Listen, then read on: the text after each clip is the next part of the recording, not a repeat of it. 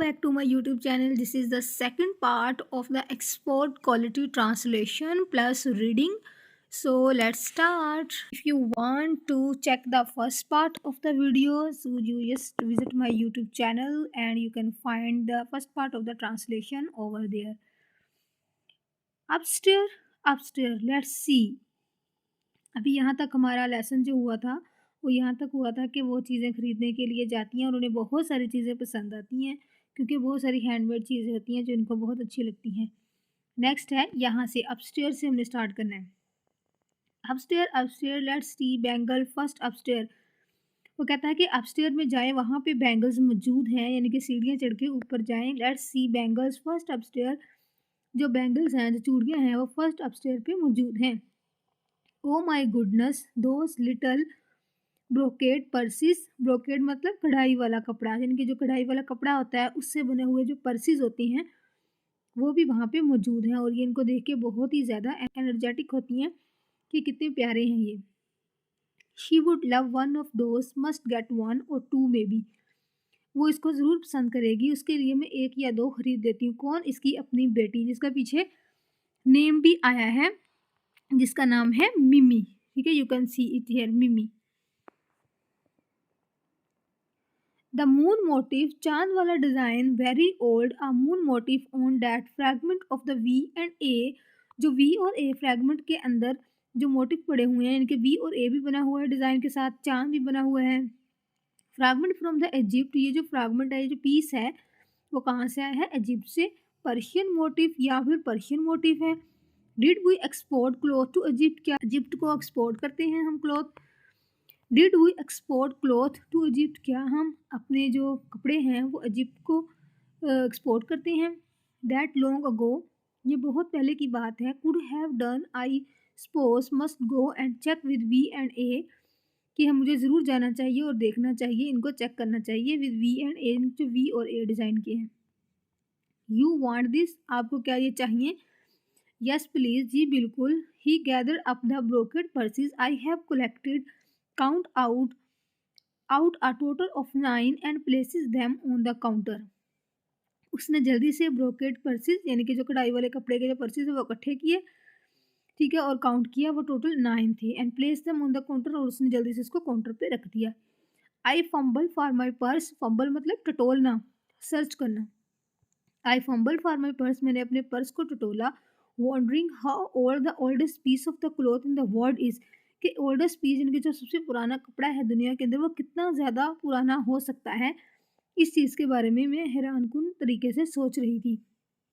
Where it is and how would one be sure of its age anyway, ये कहाँ से आया है और ये कैसे पता, कोई इंसान कपड़े की एज के बारे में कैसे पता लगा सकता है?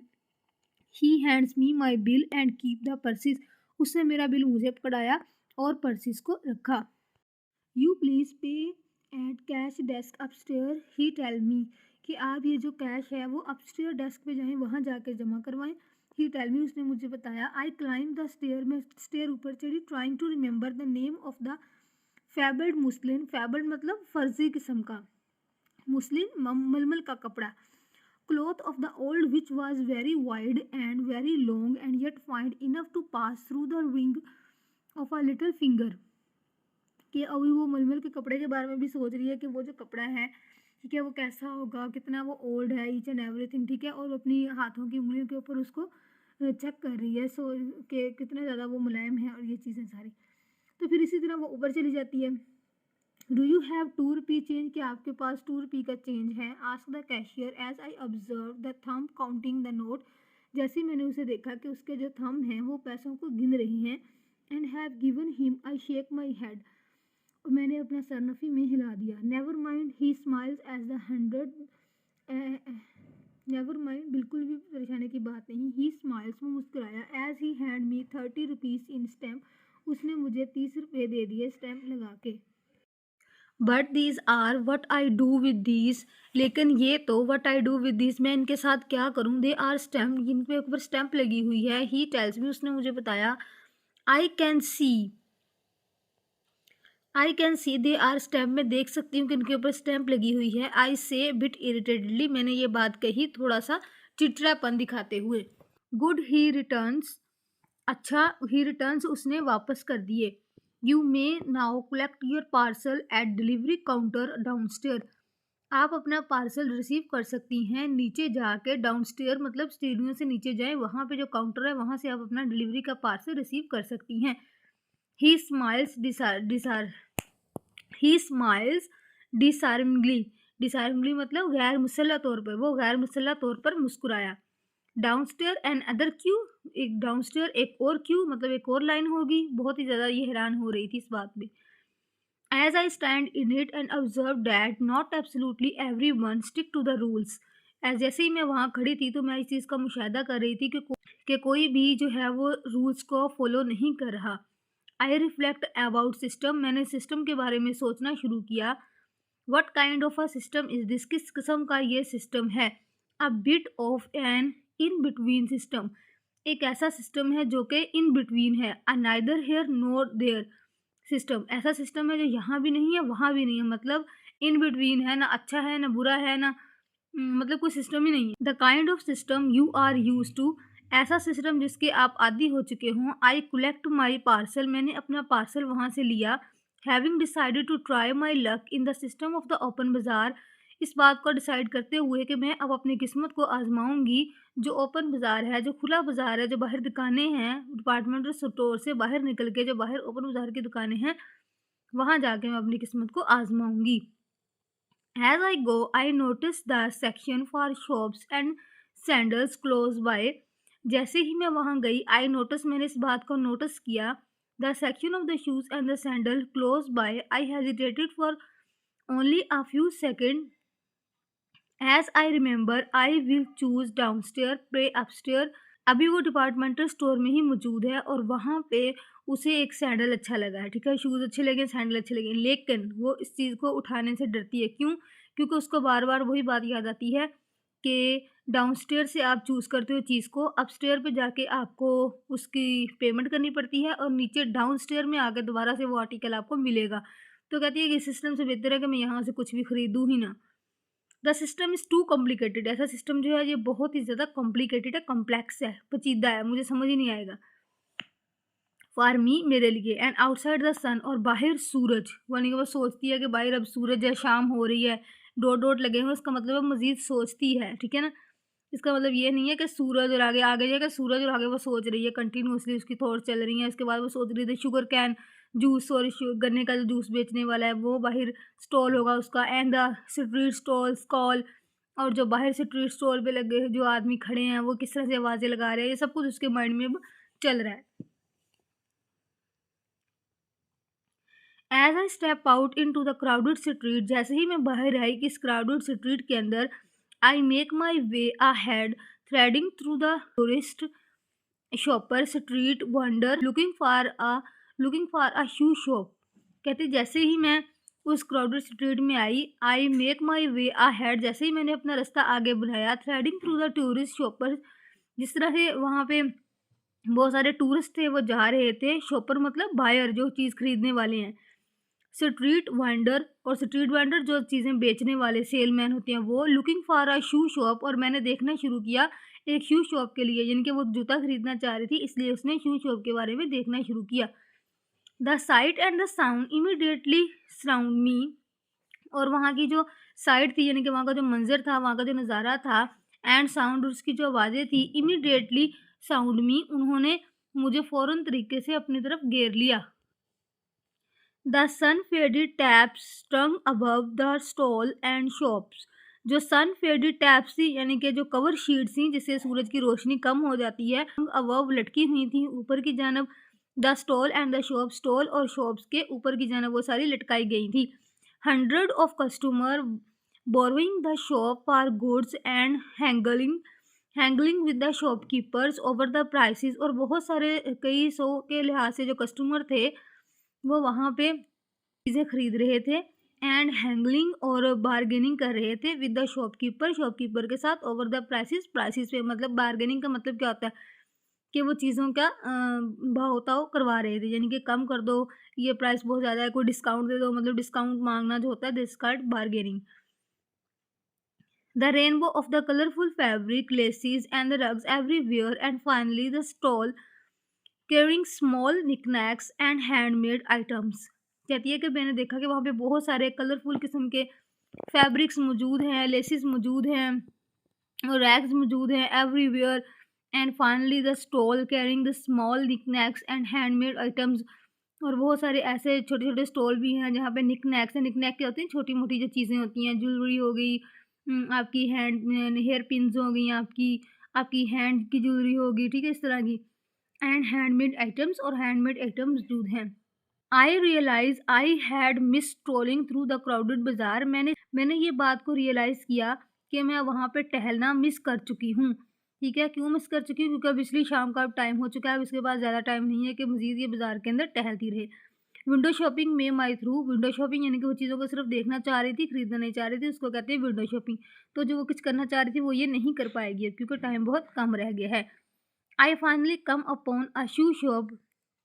फिर फाइनली तौर पे वो एक शू शॉप पे पहुंचती है, which bear a sign of saying fix prices, जिसके बाहर लगा होता है एक साइन जिस पे लिखा होता है fix prices. I stop and smile, में वहाँ पे रुकती हूँ और मुस्कुराती हूँ। The shopkeeper is quick to notice, और शॉपकीपर जो है बहुत तेज होता है, वो फौरन से इस चीज़ को नोटिस कर लेता है।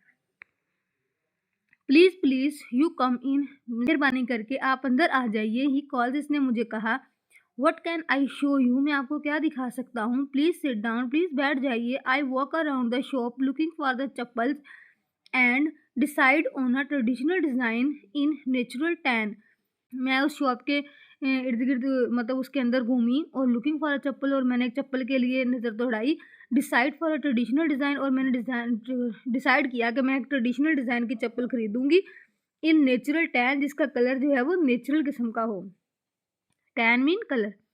आई want the shade closest to my own skin colour, मैं ऐसा शेड चाह रही थी जो मेरे स्किन कलर के साथ मैच करता हो। I sit down and he pull down a pile for me to try on, मैं नीचे बैठ गई और इसने पूरा का पूरा ढेर मेरे आगे लगा दिया कि मैं इन चीज़ों को ट्राई करूँ। As I slip my feet in and out of them, और inch them in and pull them out, जैसे ही मैं उसके अंदर पाँव अंदर करती तो मेरा पाँव क्या करता? स्लिप कर जाता था। ठीक है, एंड जब मैं उन्हें बाहर निकालती तो भी। He busily tell me that they are all fine and assures me that each and every one of them will somehow shrink और stretch in no time to become ही द परफेक्ट फिट। वो कहता है कि इनमें से जितनी भी हैं, बार बार कहे कि ये बहुत ही जल्दी से सेट हो जाएंगी जब आप पहनेंगी। कुछ तंग थी तो कह रहा था कि ये खुली हो जाएंगी, खुली थी तो वो कह रहा था तंग हो जाएगी। जैसे ही आप पहनेंगी तो आपका शूज़ जो है वो उसके मुताबिक सेट हो जाएगा।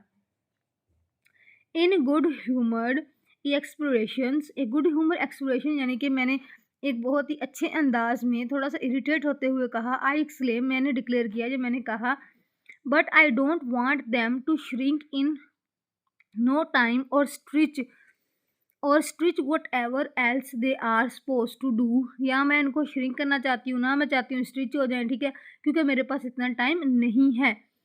वट आई वांट, मैं क्या चाहती हूँ, is that take off my old ones now, कि मैं अभी ही अपनी ओल्ड जूता उतार देना चाहती हूँ। And walk out of this shop with the pair of the new ones which fit, और ऐसे जूते लेना चाहती हूँ जो मेरे पाँव पे मुकम्मल तौर पे फिट हो, और इन्हीं जूतों को पहन के मैं शॉप से बाहर जाना चाहती हूँ।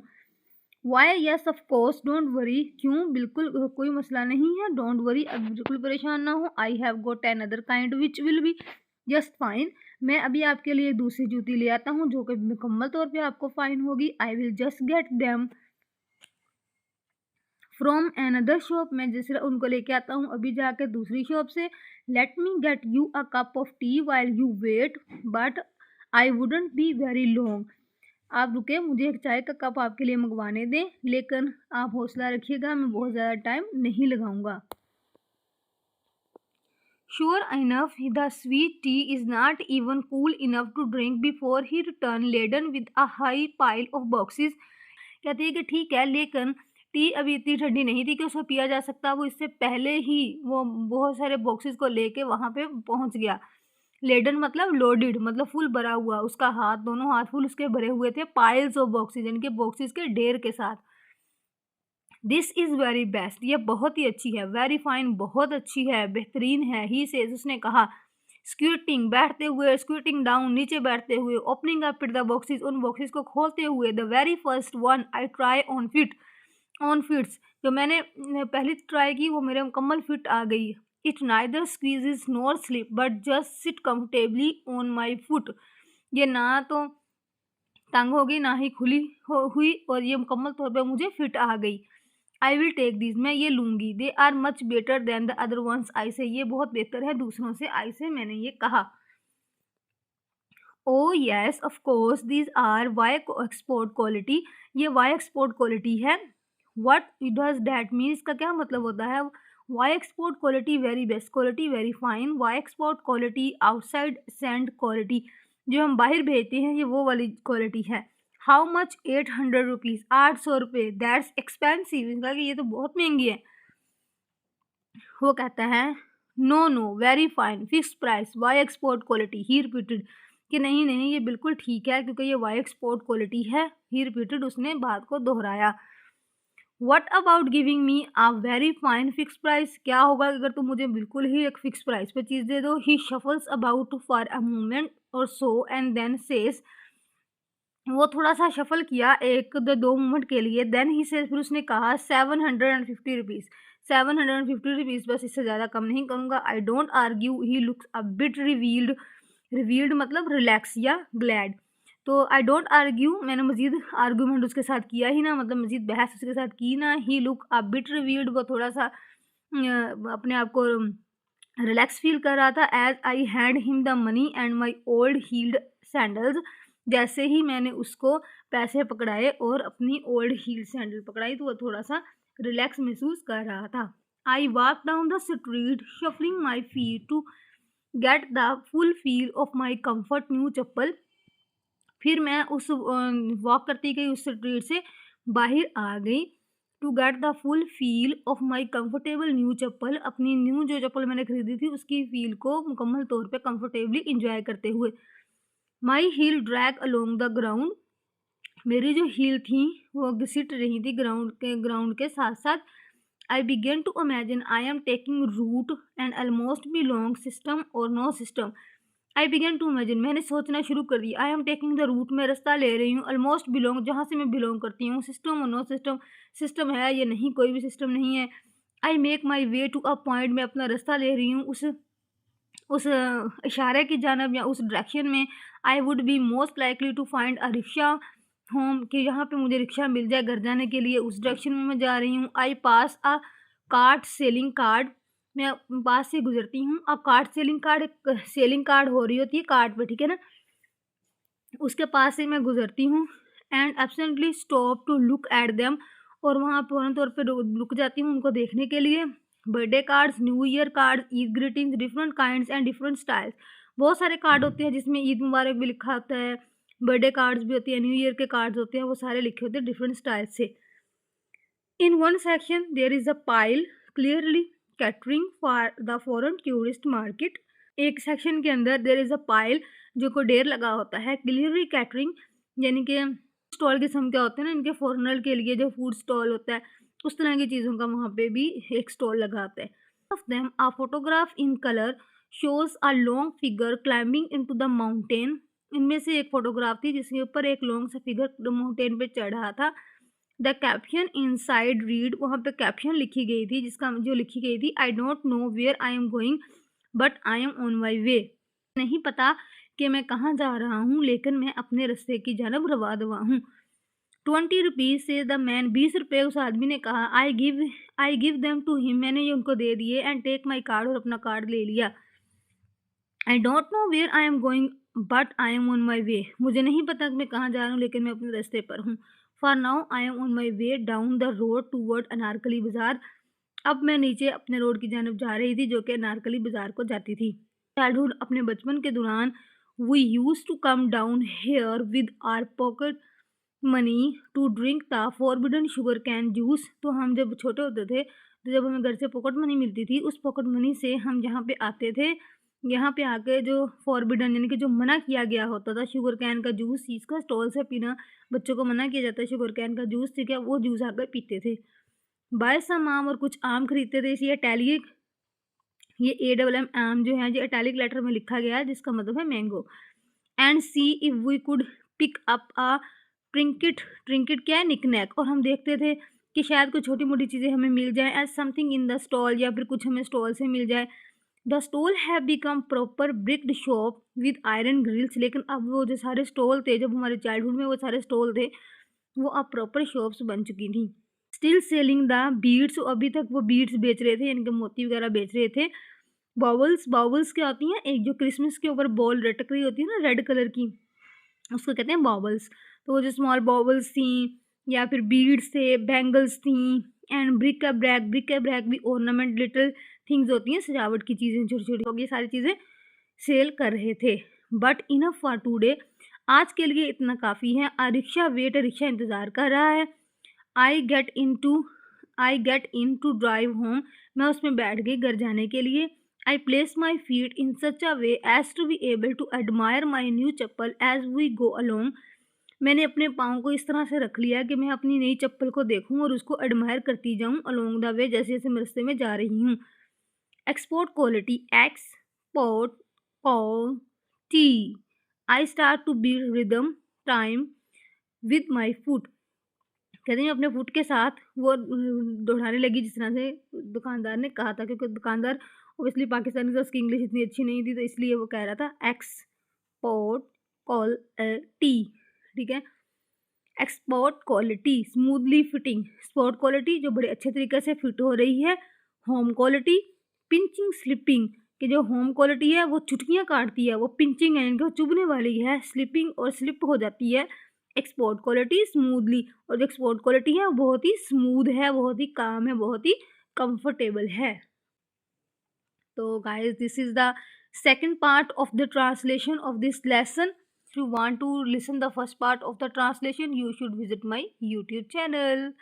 So hope you will like it. I have shared so many book reviews that are not related to your syllabus, but these books are so much helpful for your life. So you should subscribe my channel for the more book reviews and more motivational videos and that kind of stuff. Stay tuned.